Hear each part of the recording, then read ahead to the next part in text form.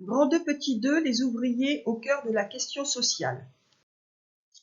Alors, l'industrialisation bouleverse la société française. Normalement, nous aurions dû travailler une activité sur fourmis. Bon, étant donné le confinement, c'est une activité que nous ne ferons pas. L'essentiel est que vous puissiez maîtriser votre cours. Donc, les ouvriers passent de plus de 3 millions dans les années 1870 à plus de 7 millions en 1914. Le document ici ne s'arrête en 1911, donc vous ne voyez pas ce chiffre de 7 millions, on est à 5 millions en 1911. Donc vous voyez cette accélération de ce nombre d'ouvriers. Alors, leurs conditions de vie et de travail sont difficiles.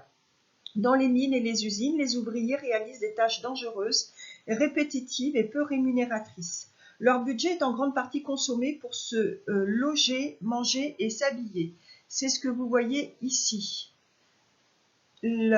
Ici, l'alimentation est l'un des postes très importants, mais vous le voyez aussi, le loyer. Après, il s'agit de s'habiller et aussi, c'est important. Par rapport à la famille bourgeoise, vous voyez que le loyer est une part majeure, mais l'alimentation est largement plus riche, on y consacre plus d'argent, mais surtout, vous avez ceci, éducation des enfants, loisirs, voyages, économie, charité divers, qui n'apparaît même pas du côté ouvrier. Ils n'en ont pas les moyens.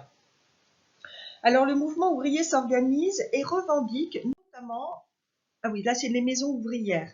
Donc les maisons, ici c'est un groupe de maisons qui a été construit au Creusot par Schneider.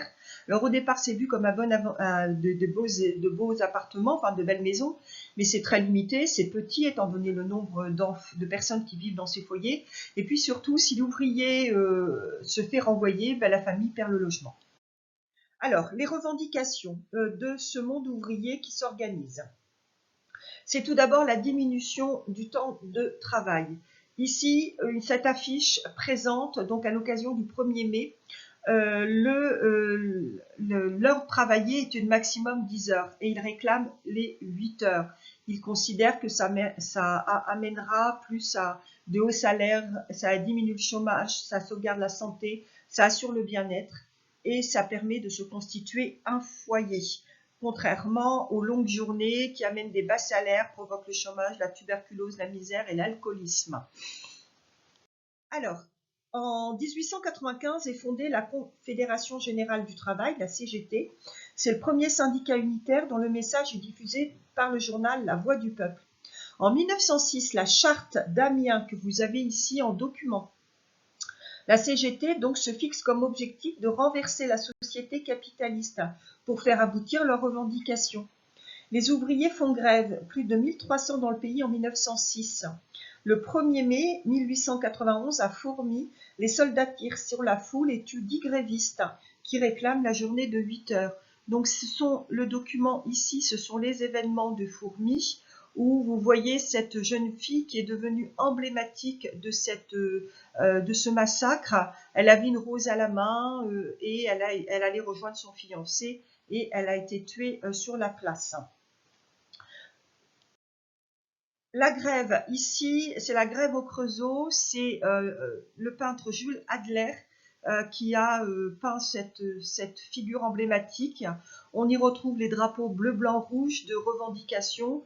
Puis vous avez l'assiette au beurre qui évoque donc la situation donc, du 1er mai, où on voit donc l'armée qui fait face aux grévistes.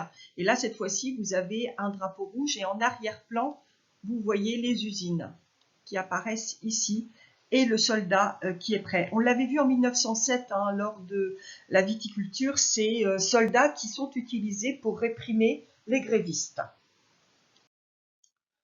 À partir de 1905, la section française de l'Internationale ouvrière, c'est la SFIO, donc section française de l'Internationale ouvrière, elle veut instaurer une république sociale plus juste et plus égalitaire. Donc en fait, c'est le groupe socialiste qui c'est la création du Parti socialiste.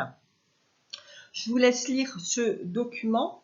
Donc c'est Jean Jaurès et son journal d'humanité qu'il a créé. Donc Jean Jaurès, un professeur de philosophie qui prend conscience de la question ouvrière, et notamment lors d'une grève à Carmaux en 1892. Il est élu député socialiste de Carmaux de 92 à 98, puis de 1902 à 1914. Il diffuse les idées dans son journal L'Humanité, qu'il a fondé en 1904, et aussi grâce à la SFIO, qu'il a fondée en 1905. Le parti obtient 17% des voix aux élections législatives de 1914. Donc l'essor du syndicalisme et la poussée électorale donnent naissance à une série de lois sociales. Donc 1906, la journée du repos hebdomadaire obligatoire pour toutes les professions. 1910, la retraite ouvrière. Malgré ces avancées, les inégalités demeurent très fortes. Donc vous avez par exemple l'inspection du travail, la loi Waldeck-Rousseau autorisant la liberté syndicale, sauf aux fonctionnaires. Journée de travail en 1892, on l'évoquait, à 10 heures pour les 13-18. Le travail des femmes est réduit à 11 heures et interdit la nuit. Le journée donc en 1900, la journée de travail de 10 heures pour tous. Limitation du travail à 8 heures dans les mines en 1905 et 1906, je l'évoquais, le repos hebdomadaire obligatoire, les retraites ici, et en 1913, la loi sur le repos des femmes en couche.